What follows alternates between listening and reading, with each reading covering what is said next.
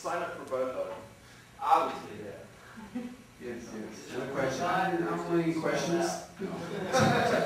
No, it's good. Thanks. But again, thank all of you guys for being here. If there's anything you ever need, anything, please call me.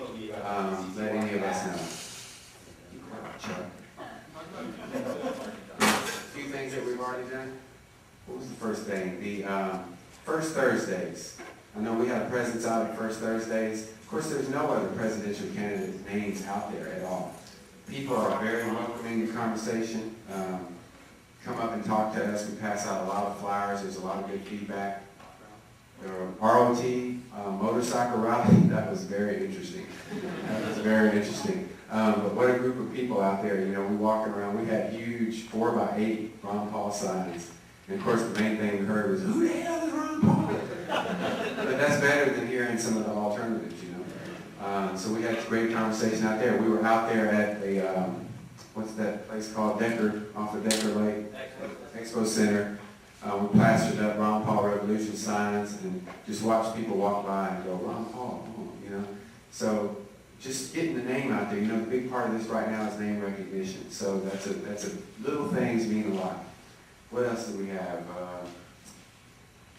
Blues on the Green. There's been a few people, I had to work on that Saturday, but we always have people on Wednesdays on the Ron Paul Austin website. We have all these listed as the events go. So just having a T-shirt, just coming out there. We don't expect, you know, we don't want people to go up confronting people. A lot of these events, we just have a presence there. We don't even approach people at all because we don't want to ruin the party, you know. So they come and talk to us. But again, coming up the 4th of July is a big deal. We always got First Thursdays. So those of you that are interested, just let us know. Yeah. Thanks, God.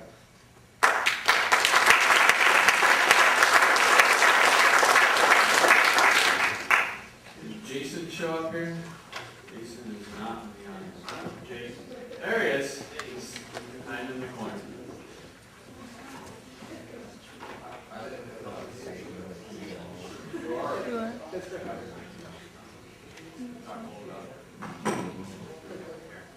I'm the unofficial leader of communications and media.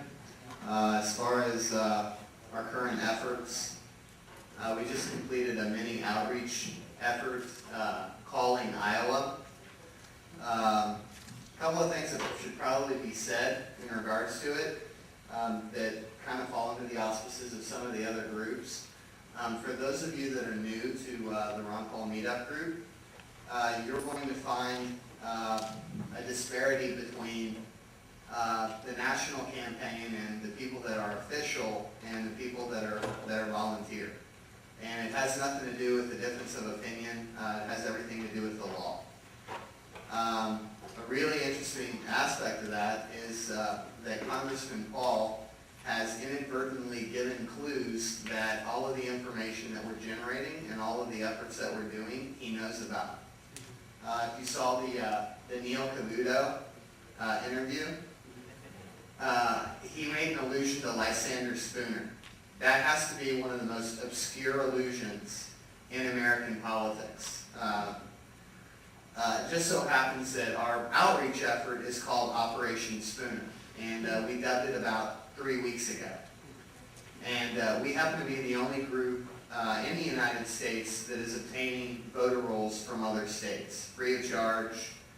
And the tech team, legal and finance, grassroots, pretty much everybody has kind of been working hand in hand in getting that data ready and loaded into a database.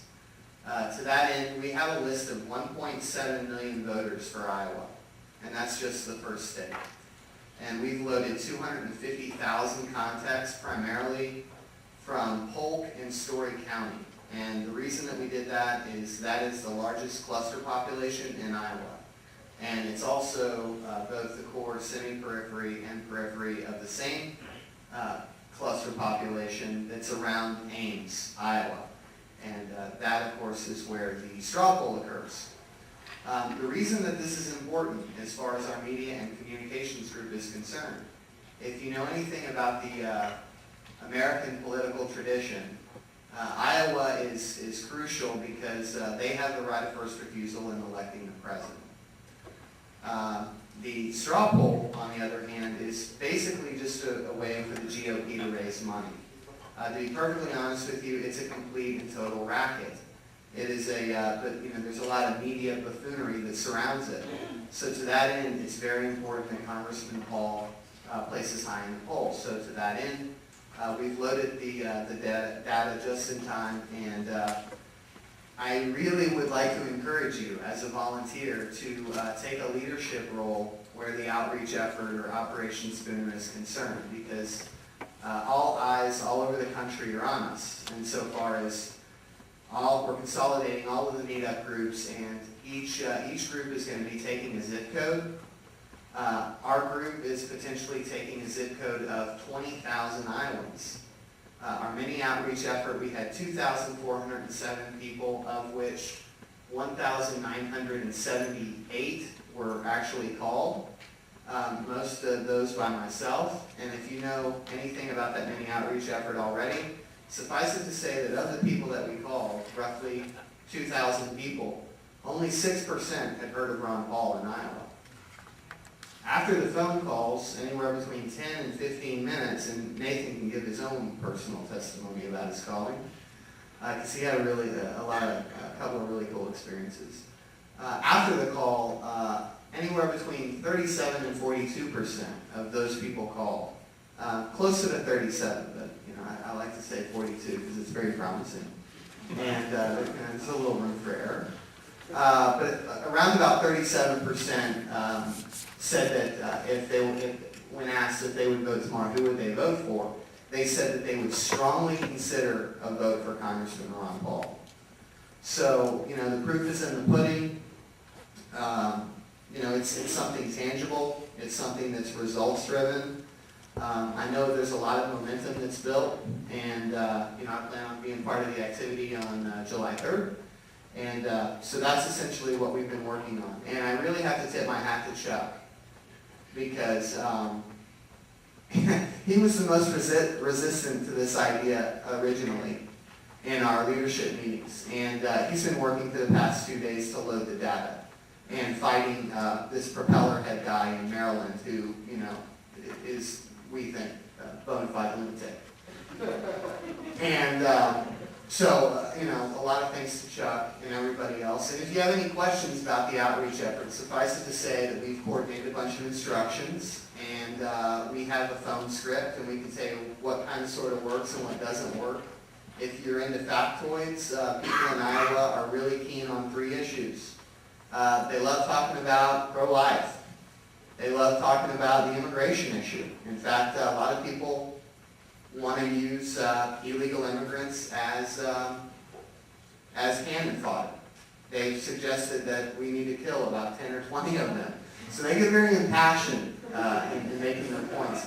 And then the third one is the war issue. There's quite a few war hawks in Iowa.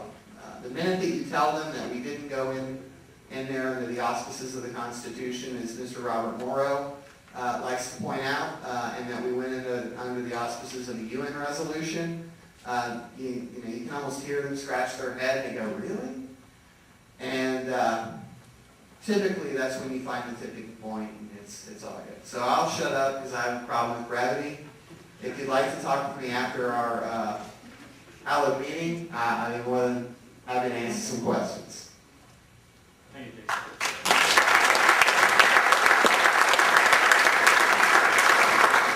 All right, next we have is Rance here. He is not. Research team, I'll just quickly go over. And this is, we kind of want people to figure out where their niche is, where their skill set is. It's not anyways limiting you.